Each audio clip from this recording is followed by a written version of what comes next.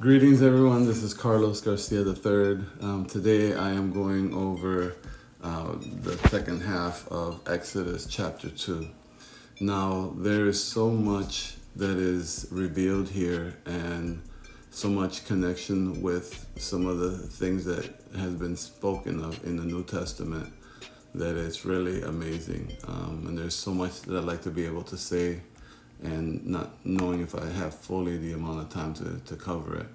But we're going to go with scripture in Matthew chapter 25. Talks about the sheep and the goat.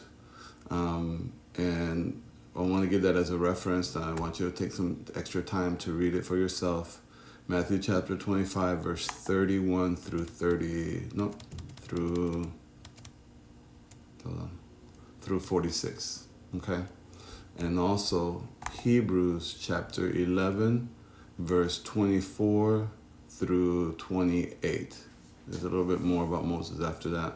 But mainly what I want to cover on this talk goes through verse 26, 24 through 26 of Hebrews chapter 11. And so we're in Exodus chapter 2 on the second half, where Moses has taken justice into his own hands and killed the guard because the guard was whipping one of the Hebrew children, one of the Hebrews, his own people.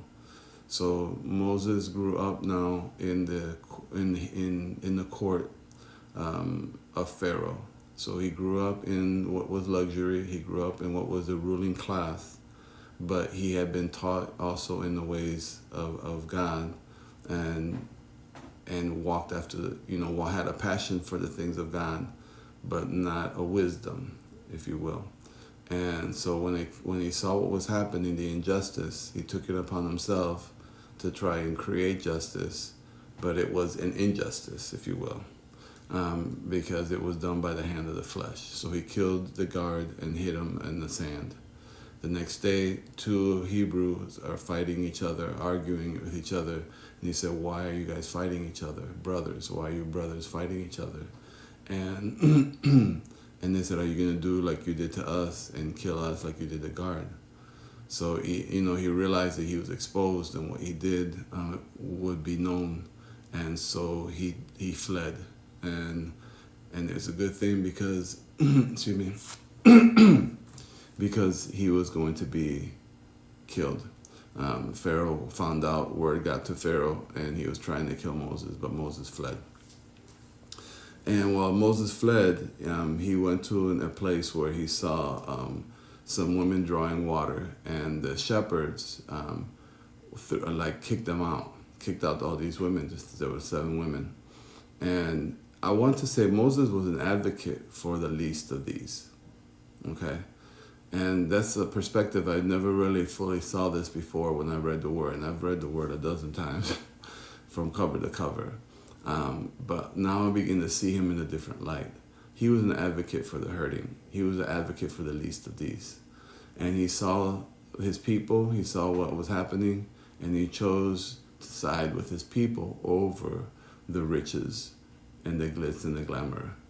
And it's the same thing now here. Rather than side with the buddies, the boys, he sided with the women who were being neglected.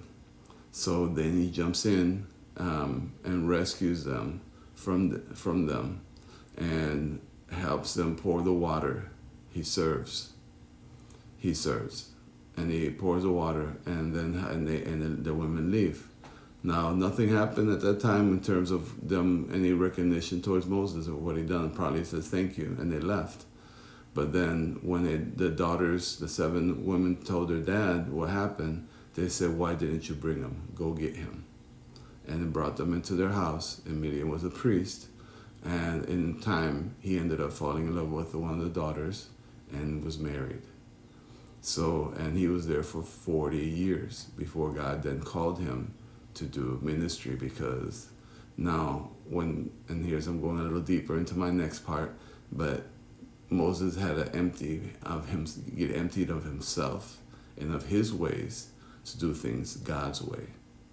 So he had the right thought, but not the right process, if you will. So that's it for today, and there's so much more in this. Read the word, we'll catch up, and then we'll continue. Thank you.